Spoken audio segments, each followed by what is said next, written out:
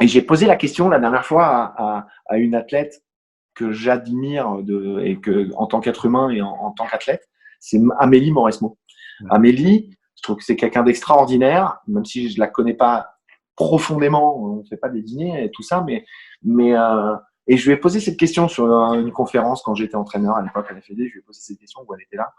Je lui ai dit, comment toi aujourd'hui avec le recul, tu peux m'expliquer se louper à Roland pendant autant d'années, que tu le fasses quelques années, mais tu es tellement intelligente, tellement travailleuse, tellement bien entourée, enfin, ta structure, ton machin, tu es tellement une bonne joueuse de tennis que tu n'as pas trouvé la solution. Et nous, aujourd'hui, en tant qu'entraîneur, comment on fait si toi, tu ne trouves pas la solution en tant qu'athlète?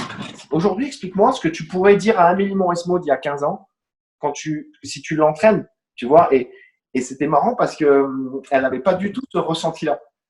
Tu vois, elle avait pas, pour elle, elle avait pas vraiment.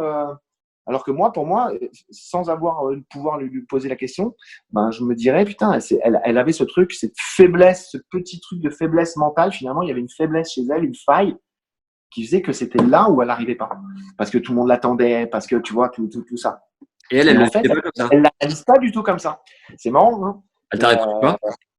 elle m'a répondu que elle arrivait, qu'elle était prête, sauf sur certaines années où elle arrivait un peu plus blessée ou truc, bon voilà, des aléas du sportif, mais qu'elle le vivait pas comme ça, que les gens l'avaient, que les médias l'avaient beaucoup mis comme, tu vois, c'est-à-dire Mauresmo perd encore au deuxième tour lamentablement, comme enfin, quand c'est écrit ça sur l'équipe le lendemain, bah, tu te dis, bah t'y crois aussi un peu, hein, à la con, mais c'est elle le ressentait pas comme ça. C'est marrant, hein. Et finalement, quand tu analyses sa réponse, tu te dis c'était une vraie championne.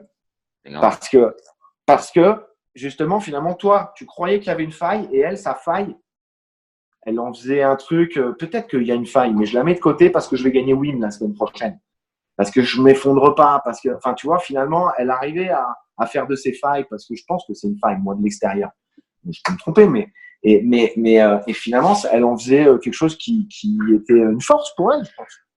T'as accès à notre 16e masterclass sur l'échauffement d'avant-match. Je suis allé voir Ralph Bogossian, le prépa physique de Ben Bonzi, pour tourner directement sur le terrain. Je vous sers de cobaye pour cet échauffement ultra complet pour breaker d'entrée ou gagner son premier jeu de service blanc au choix. C'est sans matériel et à reproduire sur tous les tournois de l'année.